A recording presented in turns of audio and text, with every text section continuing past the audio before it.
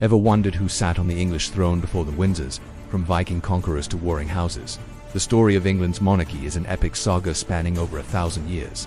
Today, we're taking a whirlwind tour through every single king and queen of England, from the very beginning to the present day. Let's dive in. Our journey starts with the House of Wessex, the first dynasty to truly unite England. It all begins with King Egbert, who reigned from 802, followed by his son Ethelwulf, and then Ethelwulf's 4 sons in succession: Ethelbald, Ethelbert, Ethelred I, and the most famous of them all, Alfred the Great. Alfred is legendary for defending England against the Vikings and laying the foundations for a unified kingdom. After Alfred came his son, Edward the Elder, who continued his father's work. Then came Athelstan, often considered the first true king of all England. The Wessex line continued with Edmund I, Edred, Edwig, and Edgar the Peaceful, whose reign was a time of stability. Things got a bit messy after him. His son, Edward the Martyr, was murdered after a short reign, leading to the infamous Theller the Unready. His nickname doesn't mean he wasn't prepared. It's a pun on his name, meaning ill-advised. Lelred's reign was plagued by Viking invasions, so much so that he was briefly overthrown. He was succeeded by his formidable son Edmund Ironside, who fought bravely but died in 1016, ending the initial Wessex rule. This ushered in the House of Denmark. The Viking king Sweyn Forkbeard briefly seized the throne in 1013, but died shortly after. The real Danish power was his son Canute the Great, who became king of a vast North Sea empire, including England, Denmark, and Norway. After Canute, his sons Harald Harefoot and Harthacnut ruled, but their reigns were short and troubled, and the Danish dynasty in England quickly faded. This allowed for a restoration of the House of Wessex. Edward the Confessor, son of Tellard the Unready, returned from exile to take the throne. He was a pious ruler but died without an heir in 1066, sparking a massive succession crisis. The English nobles chose Harold Godwinson as their king, but his claim was immediately challenged, leading to one of the most famous dates in English history.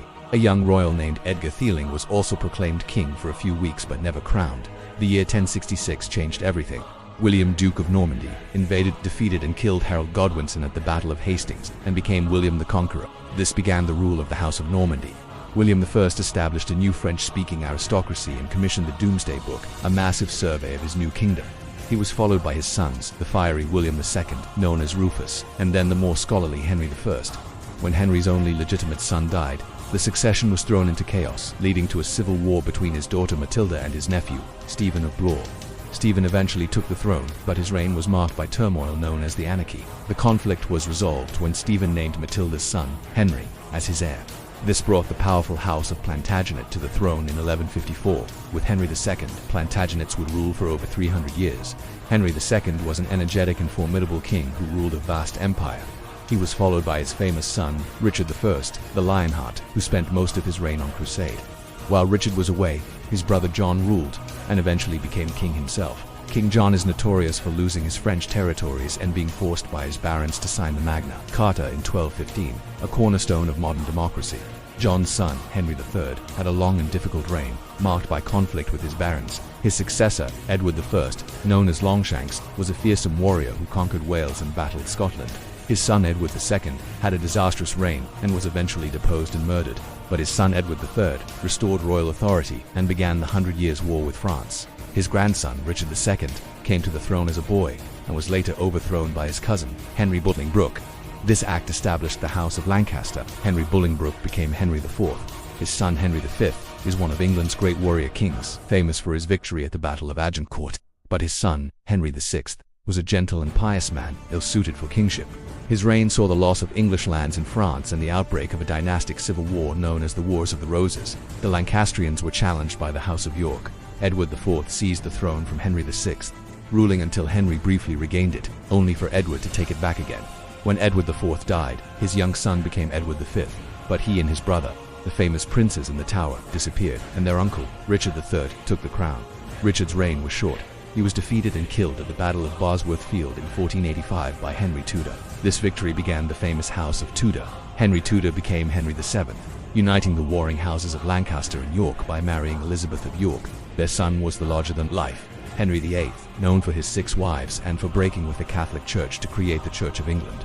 His only son, Edward VI, succeeded him but died as a teenager.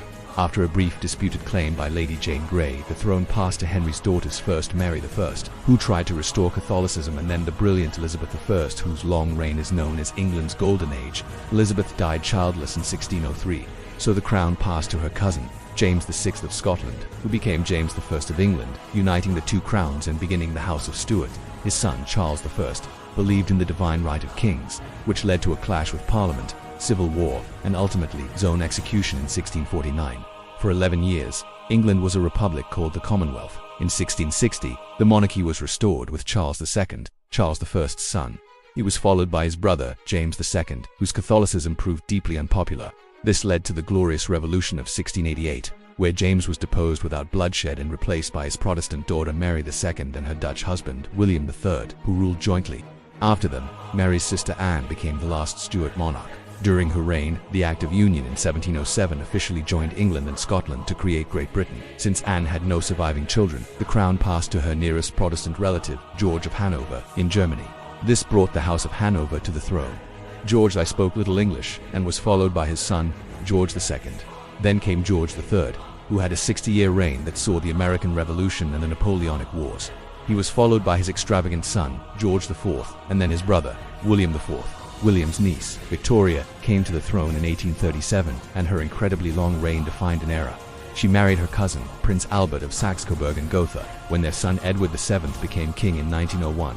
The royal house name changed to the House of Saxe-Coburg and Gotha.